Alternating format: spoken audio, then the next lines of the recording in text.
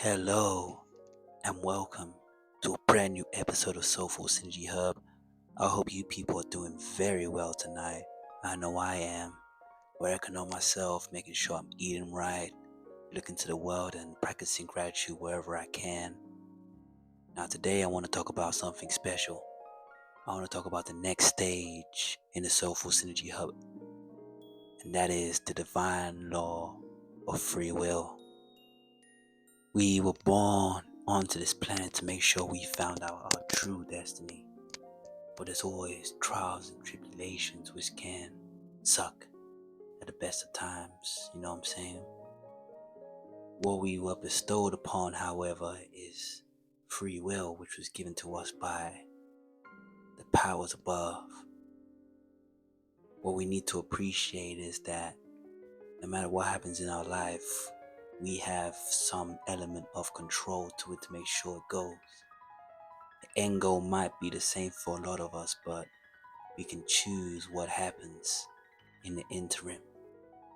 We might all be destined for one specific destination, but the journey will always change in its own shape or form. That's what the law of free will is about. A lot of people come into this life thinking they should do all these different things to ensure that they are doing what's right by them, their loved ones, and by what they believe in. But ultimately, we can decide a lot of how we live the life we want to live. I don't mean necessarily about what we see on the exterior third dimensional plane. I talk about the things that come from the interior side of us. We look around and we're always judging and we're always criticizing. Some of us do that on a regular daily basis even. But we usually have the powers to formulate our own judgments, our own beliefs, our own thoughts, and our own emotions. Sometimes we get into a habit and we don't realize how we are acting towards someone else. Ultimately, if you master the beautiful and sacred art of mindfulness, you realize that you do have more free will than you think. If someone comes to you and says something that makes you feel angry, just remember that free will dictates that you can either show that anger back at somebody else, or you could take it in a way where you understand and appreciate what they're saying, even though it does not align with what you believe in. From there, we maximize our most potent power of manifestation, and we can bring into us a mindset of abundance or a mindset of lack, a mindset of positivity or a mindset of negativity. You hear me? As a result, we realize that a lot of our power doesn't come with the things that we can't control, but it comes from the things that we have been bestowed to control.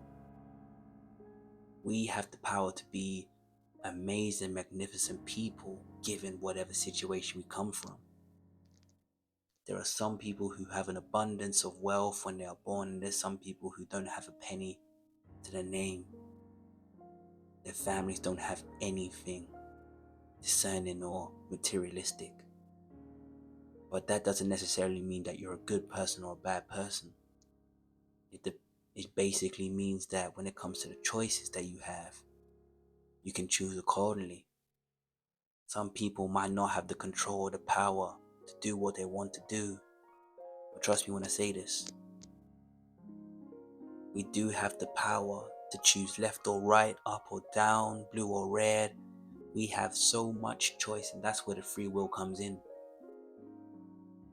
But because a lot of people are rude to us and they might degrade us and say horrible things, it's up to our free will that dictates whether we sign ourselves up for happiness in the future or whether we dwell into the things which are undesirable for us. So I want all of y'all listening to just think, how mindful you are in certain situations. Do you take things into your own hands, or do you let things flow?